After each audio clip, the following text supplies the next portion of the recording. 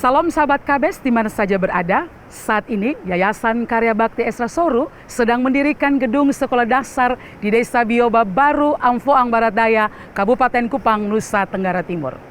Dengan tujuan memberikan akses pendidikan bagi anak-anak pedesaan yang tinggal jauh dari kota melalui pembangunan gedung sekolah yang diperlengkapi dengan fasilitas belajar mengajar yang layak disertai dengan penanaman nilai-nilai iman Kristiani pada anak. Diharapkan dapat meningkatkan kualitas ilmu, iman, dan moral yang baik pada anak. Karena anak akan mendapatkan pengalaman belajar yang berharga, mampu bersosialisasi, serta mengembangkan diri dalam lingkungan belajar yang kondusif. Karena itu, kami mengundang sahabat KBS sekalian, mari bersama-sama mendukung pembangunan gedung sekolah dasar Bioba ini demi peningkatan kualitas pendidikan dan iman anak-anak kita melalui dukungan doa dan juga dana yang dapat disalurkan melalui rekening berikut ini.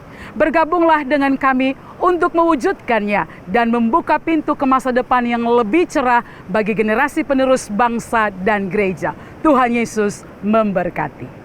Shalom Pak Esra, Matius 4 ayat 36. Tetapi tentang hari dan saat itu tidak ada seorang pun yang tahu. Malaikat-malaikat di sorga tidak, dan anak pun tidak. Hanya Bapa sendiri. Pertanyaannya, mengapa Yesus tidak maha tahu? Mohon penjelasan Bapak Pendeta. Karena hal ini seringkali ditanyakan, terutama menjadi pertanyaan banyak orang non-Kristen. Orang-orang Islam sering menyerang kita dengan pertanyaan itu. Bukan hanya Kristen, tapi bahkan dari kalangan agama Kristen itu ada saksi Yehova yang tidak percaya Yesus itu Allah. Lalu mereka menggunakan ayat semacam itu untuk menunjukkan bahwa Yesus bukan Allah hanya karena dia tidak tahu hari kiamat. Tentang hari itu tidak seorang pun tahu. Malaikat tidak, anak juga tidak, hanya Bapa di surga yang tahu. Nah, satu hal yang perlu dipahami supaya bisa menjawab pertanyaan-pertanyaan semacam ini adalah bahwa orang Kristen tidak hanya percaya bahwa Yesus itu Allah, tapi juga percaya selain Yesus itu Allah, dia juga adalah manusia. Mengapa? Karena dia memang sebelum lahir dia sudah ada di surga sana. Ya, tapi dia mau menjadi manusia. Waktu dia jadi manusia, dia tidak berhenti jadi Allah. Sehingga waktu dia jadi manusia, dia mengambil kemanusiaannya dari Bunda Maria. Sebagai Allah, dia kekal dan dia maha segala-galanya. Tapi sebagai manusia, maka dia mengambil kemanusiaan dari Maria dan dia terbatas. Maka kita lihat contoh, Allah itu tidak perlu makan, tapi ternyata Yesus bisa lapar. Yang lapar itu bukan kealahannya, tapi kemanusiaannya.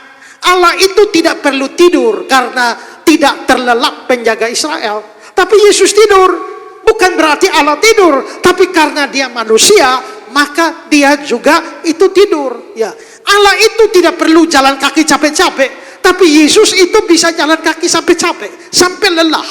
Itu yang capek itu bukan Allahnya, tapi kemanusiaannya. Maka sebenarnya di dalam diri Yesus ada Allah yang tak terbatas dan ada manusia yang terbatas. Kemanusiaan yang terbatas tidak dipengaruhi oleh kealahan yang tak terbatas sehingga manusia menjadi tak terbatas. Dan kealahan yang tak terbatas tidak dipengaruhi oleh kemanusiaan yang terbatas sehingga kealahannya menjadi terbatas. Kemanusiaan tetap terbatas, kealahan tetap tidak terbatas. Itu dua tidak saling mempengaruhi, tapi kemanusiaan mensuplai sifatnya kepada pribadi Kristus, begitu juga dengan kealahannya, sehingga Yesus sebagai pribadi itu terbatas sekaligus tidak terbatas, maha tahu sekaligus tidak maha tahu, tergantung kesadaran apa yang muncul. Saudara lihat, Yesus seringkali berkata, dia tahu apa yang ada di hati orang, tidak perlu manusia beritahu, karena dia tahu apa yang ada di pikiran mereka, dia tahu maksud dari ahli-ahli Taurat. Dan saudara-saudara, waktu percakapan dengan Simon Petrus di Yohanes pasal 21. Simon anak Yohanes, apakah engkau mengasihi aku? Pertanyaan kedua, ketiga, lalu Simon Petrus bilang, Tuhan, engkau tahu segala sesuatu. Engkau tahu aku mengasihi engkau. Tuhan, engkau tahu segala sesuatu. Itu pasti menuju pada kealahannya dan ketuhanannya. Tapi mengapa hari kiamat dia nggak tahu? Karena itu merujuk pada kemanusiaannya. Kalau dia menunjuk pada dia Allah, lalu dia bilang bahwa mintalah kepadaku. Tapi pada waktu menunjuk pada kemanusiaan, dia sendiri berdoa kepada Bapa. Maka di sini namanya Dwi Natur Kristus. Orang Kristen percaya Yesus Allah, Yesus manusia. Itulah Natal. Makanya Natal kita menyanyi, Allah sendiri dalam rupa insan, sembah dan puji dia. Allah sendiri dalam rupa insan. Nah, satu pribadi dia, kadang-kadang ilahinya muncul, maka dia berkata-kata, dia bertindak, dia berbuat seolah-olah atau seperti Allah. Hai anakku, dosamu sudah diampuni. Coba, Nabi mana bisa ampuni dosa? Tiba-tiba kealahannya muncul, dia bilang, hei angin danau diam, tenanglah. Nabi mana bisa kasih tenang angin badai seperti Yesus? Dia usir setan-setan semua. Setan mana? Nabi mana yang bisa usir setan sebanyak itu? Di Yohanes 17 ayat yang kelima, dia bilang, Bapa, permuliakanlah aku dengan kemuliaan yang kumiliki di hadiratmu sebelum dunia ada. Berarti dia sudah ada sebelum dunia ada. Nabi mana lebih tua dari dunia, coba? Itu jelas kealahannya. Tapi kita baca juga, dia lapar, dia haus, dia ngantuk, dia tidur, dia nangis, dan sebagainya. Itu kemanusiaannya. Maka kesalahan dari banyak orang adalah mereka menjadikan kemanusiaannya untuk menolak kealahannya. Gak boleh begitu. Itu sama salahnya dengan menggunakan kealahan untuk menolak kemanusiaan. Saya beri contoh begini. Kalau hari ini kita lihat ibu pendeta pakai jas, pakai kolar, ya kurang jubah, ya kurang stola. Kalau seandainya saya pimpin perjamuan, saya ada kolar di sini, pakai jubah, pakai stola. Itu saya pendeta, bawa Alkitab.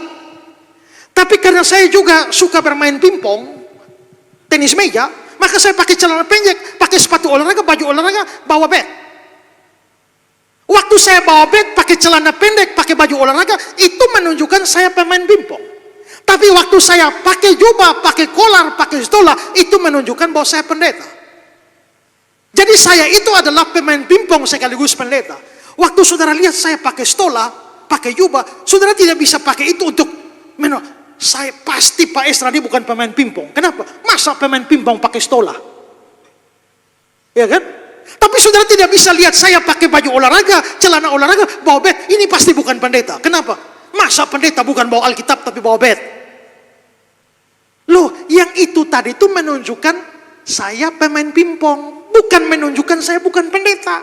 Waktu saya pakai stola, itu menunjukkan saya pendeta. Bukan menunjukkan bahwa saya bukan pemain pingpong. Nah itu salahnya. Kebanyakan orang Islam, mualaf-mualaf yang serang iman kita pakai begitu. Itu ya, memang tidak pernah ada mualaf pintar itu. Rata-rata bodoh-bodoh semua. Ya, tapi mereka pura-pura pintar atau sok pintar saja. Ya, tapi kalau kita mengerti Alkitab dengan benar, itulah jawabannya. Di dalam banyak ayat Alkitab. Coba Yesaya 9 ayat 5, nubuatan tentang Yesus kan? Sebab seorang anak telah dilahirkan bagi kita, seorang putra diberikan bagi kita. Itu kan manusianya kan? Kan anak dilahirkan, putra diberikan, itu kan manusia. Tapi ujungnya namanya disebut ada orang penasihat ajaib, Allah yang perkasa, Bapa kekal, Raja damai. Manusia mana bisa punya gelar begitu? Itu Allahnya. Yang dilahirkan manusianya, tapi penasihat ajaib, Bapa yang kekal, Raja damai, itu Allahnya. Yohanes 1 ayat 1, firman itu adalah Allah. Tapi Yohanes 1 ayat 14, firman itu telah menjadi manusia. Berarti Allahnya manusia juga. Filipi pasal 2, dia yang walaupun dalam rupa Allah, menjadi sama dengan manusia. Allahnya ada, manusianya ada. Jadi itu memang kata Alkitab, bukan karangan kita. Ya, jadi pertanyaan kembali, mengapa sampai Yesus tidak tahu hari kiamat? Yaitu menunjuk pada kemanusiaannya. Maka dia tidak tahu. Tapi kalau mengacu kepada kealahannya, dia tahu segala sesuatu. Salam sahabat KBS di mana saja berada. Saat ini Yayasan Karya Bakti Esra Soru sedang mendirikan gedung sekolah dasar di Desa Bioba Baru, Amfoang Barat Daya, Kabupaten Kupang, Nusa Tenggara Timur. Dengan tujuan memberikan akses pendidikan bagi anak-anak pedesaan yang tinggal jauh dari kota melalui pembangunan gedung sekolah yang diperlengkapi dengan fasilitas belajar mengajar yang layak disertai dengan penanaman nilai-nilai iman Kristiani pada anak. Diharapkan dapat meningkatkan kualitas ilmu, iman, dan moral yang baik pada anak. Karena anak akan mendapatkan pengalaman belajar yang berharga, mampu bersosialisasi, serta mengembangkan diri dalam lingkungan belajar yang kondusif. Karena itu, Kami mengundang sahabat KB sekalian, mari bersama-sama mendukung pembangunan gedung sekolah dasar Bioba ini demi peningkatan kualitas pendidikan dan iman anak-anak kita melalui dukungan doa dan juga dana yang dapat disalurkan melalui rekening berikut ini. Bergabunglah dengan kami untuk mewujudkannya dan membuka pintu ke masa depan yang lebih cerah bagi generasi penerus bangsa dan gereja. Tuhan Yesus memberkati.